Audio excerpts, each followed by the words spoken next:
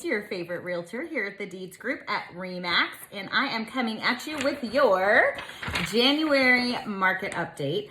I think that you will not be surprised at the things that I have to share with you. So we are looking at average sales prices increasing once again by significant amounts.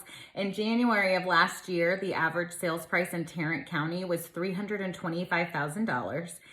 In January of 2022, it was $390,000. That is, I'm not even gonna try to do the math right now. $325,000 to $390,000, that is pretty significant. We are also seeing a reduction in days on market. We have had low days on market. Most houses are selling in less than a week. But even when you take into account distressed properties and ones that, come back on the market and the days get added up, we still are sitting in an average of 23 days on the market. Last year at this time, it was 29. So still reducing that number. That's in Tarrant County. If you click on the little image in the comments and in this video is in a couple of different places, there is an image with it. You can see Johnson, Ellis, Dallas, Denton, and Collin County as well. Again, same story across all the counties. Increased sales prices, reduced days on market. Another interesting thing, I'm sure that you have maybe heard or seen as far as what's being reported on the news and stories that you're hearing, that the market has gotten crazy. I love the word crazy. I mean, people are talking about it all over again. We've had a couple of situations where we're seeing just a stupid number of offers on houses. And the reason for that is because the number of homes for sale is almost half, again, what it was this time last year. In 2021, in January, there were 7,000 listings across the Metroplex. Right now, there's only 4,100. And so that reduced inventory from an already reduced inventory is causing us to have a little bit more of a flurry of activity.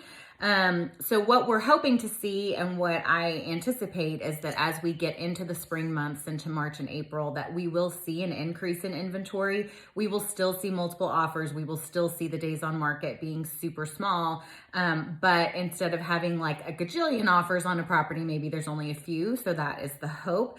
But as far as the way that the market is headed, with the prices going up, with the days on market being low, with the multiple offers, I hear a lot of people that are saying, you know what, I'm just going to wait till the market crashes. I'm going to wait till it falls. I'm going to wait till it levels out. I'm going to wait. And the people who said that 3 years ago are now sitting in the same house they were in, looking at the market going, well, it never went down.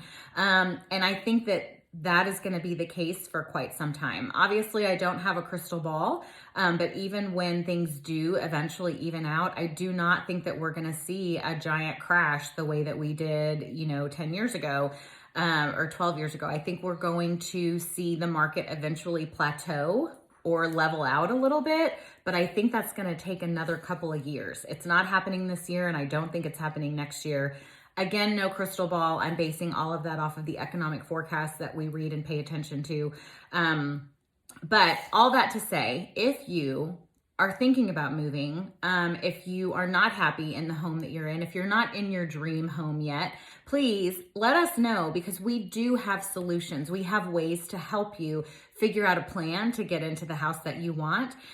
So we would love the opportunity to help you do that. So market update, January. Check, it's done. If you have questions, concerns, any questions we can answer, obviously never any obligation. We just like to be, we'll call ourselves the knowledge broker, which we just want to provide information for you. And if we can help you, we would love to do that as well. So have a great weekend and a great February, and we will be back next month with another update. Thanks so much. Bye.